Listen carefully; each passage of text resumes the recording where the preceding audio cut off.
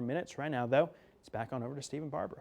And to Sydney Colson as well. 6:35, we are pleased to be joined by a national champion women's basketball player and one of the newest draft picks of the New York Liberty of the WNBA. Does it feel just like a roller coaster at this point for you, Sid? It really does. Thanks for having me, Sure. first of all. But it's been a crazy week in 1 or 2 days, whatever it's been.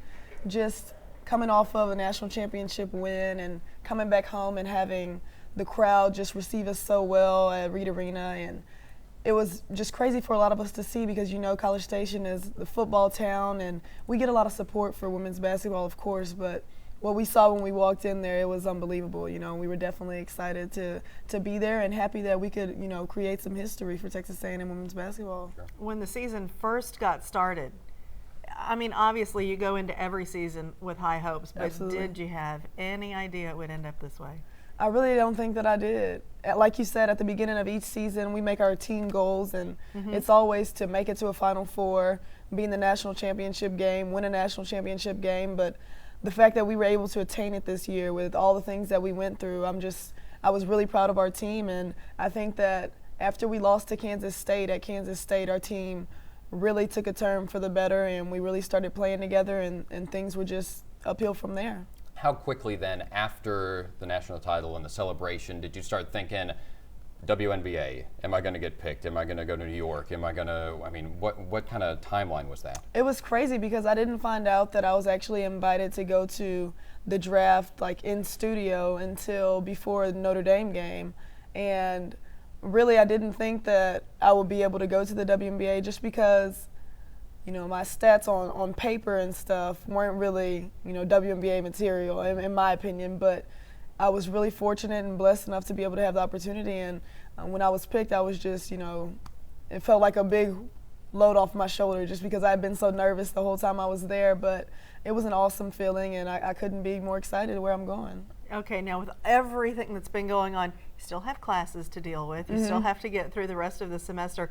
How is it all sort of balancing out in your head? Oh, it's fine. I only have 2 classes, so I'm There you making it. I'm making it just fine. It's good. And so you're on pace, though, to graduate in May. Yes. That ring, that feeling, that graduation day approaching, I mean, where does that rank then? Because I know you're a diligent student. Coach Blair says you're one of the smartest people he's ever met. And Gary's probably met a few smart folks. So, I mean, where does that weigh as far as getting your degree?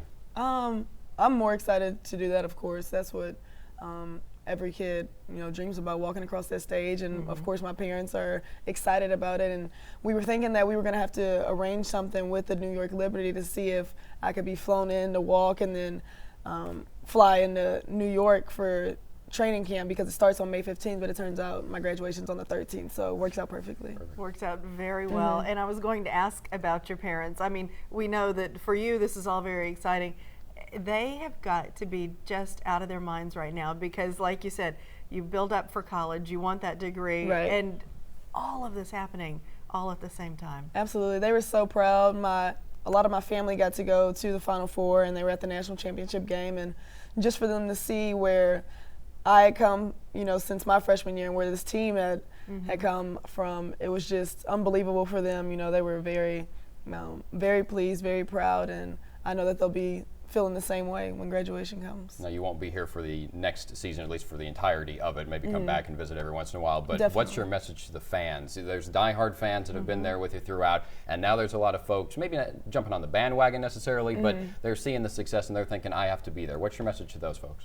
I'd say we take any fans that we can get, but hopefully they got to see that women's basketball isn't all that bad, and, you know, definitely continue to support these girls because we work really hard.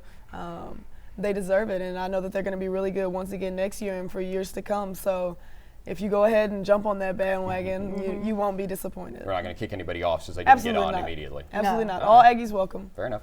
Okay, great. Thanks so much for being here this Thanks for morning, having and me. congratulations on all of your achievements and successes, and best wishes in the future. Thank you. And Sid's going to try her hand at weather. We might have a new meteorologist in the morning. Shell might be out of here. So we'll see She that. can do it. No. I think she can She too. can do it. I think she can too. That'll be in a few minutes' time. Shell on the other side of this break with a forecast, and that is next.